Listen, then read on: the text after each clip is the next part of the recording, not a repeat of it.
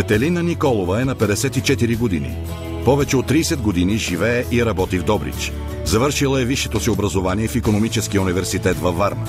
По професия е икономист. Кмет е на община Добрич от 2003 година. Омъжена, с един син и един внук. Аз обичам Добрич и правя всичко възможно той да се развива като европейски град. През двата мандата като кмет, Детелина Николова направи много за подобряването на финансовата стабилност на община Добрич.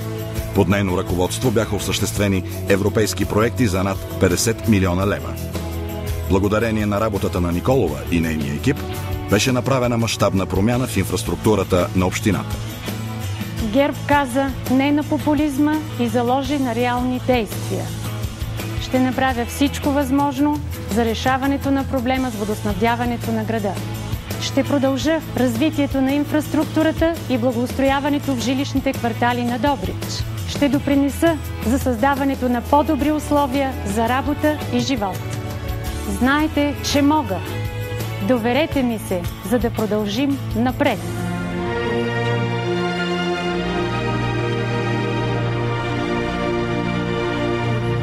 Купуването и продаването на гласове е престъпление.